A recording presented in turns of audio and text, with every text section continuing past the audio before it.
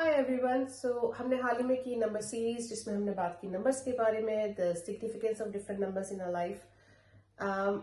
So the question today is what is numerology? Okay, so in simple words, numerology is it is a कहते हैं ना कि combination of two things. One is your psychic, and another thing is your life path. So what is psychic? Psychic is your date of birth. जिस date पे आप born होते हो.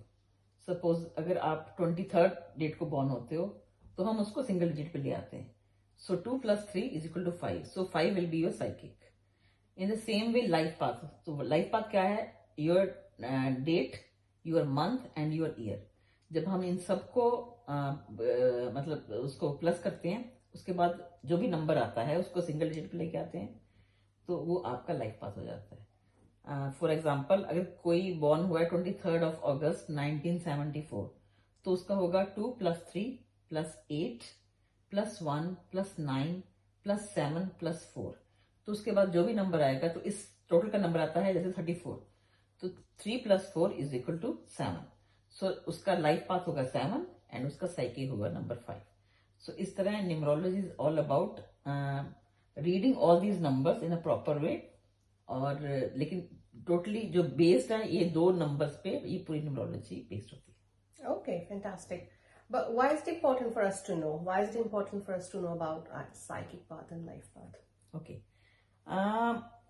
Because जो आपकी साइकिक होती है that is a nature of the person. तो उससे आपको पता चलता है कि उसकी कैरेक्टरिस्टिक्स क्या हैं, इसीलिए नंबर्स की कैरेक्टरिस्टिक्स हम देखते हैं. और जो लाइफ पाथ होता है वो होता है कि आप कौन से ऐसे पाथ पे चलोगे, या आपकी लाइफ का पाथ कैसा होगा. Whether it will be easy path for your life, whether it will be difficult path, या आप क्या उसमें क्या लर्निंग्स लेने के लिए आप पैदा हुए हो. Because every human being is on this earth, कोई ना कोई उसका पर्पस ऑफ लाइफ है. तो the purpose of life is all hidden in your life path. Okay. And is there any, अगर हमें नहीं पता up to a certain time कि हमारे numbers क्या है and we are just unknowingly following what we are doing, so will it be any good to start following it whenever or?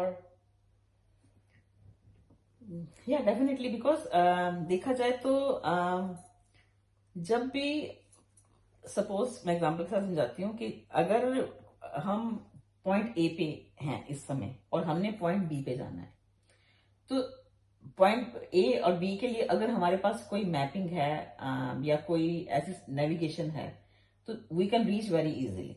और अगर हमारे पास नहीं है तो हम गिरते पड़ते पॉइंट्स उठ भी जाएंगे, डेस्टिनेशन पे पहुंचेंगे, डेफिनेटली पहुंचेंगे, but with the help of, because these are all numerology और whatever astrology, these are all the tools.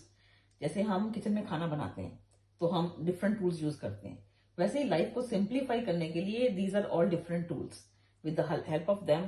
So these are all guiding sciences. These are not predictable sciences. तो ये guide करती हैं कि हमें एक comfortable life कैसे जीनी है. लेकिन इसका मतलब ये नहीं है कि जो हमारी हर्डल्स है वो कम हो जाएंगी. उसका मतलब ये है कि हर्डल्स तो फिर भी रहेंगी, लेकिन अगर किसी हर्डल ने सपोज 70% आपको नुकसान करना है या 70% उसका इम्पैक्ट होना है, तो वो 5-7% रह जाता है. सो इतना ज्यादा फर्क पड़ जाता है. So this is all about how you navigate your life. So it's never too late to know your numbers and start. Yeah, Fantastic. definitely. Thank you very much for this information today, and we will be back with more questions, I'm sure. Thank you. Thanks.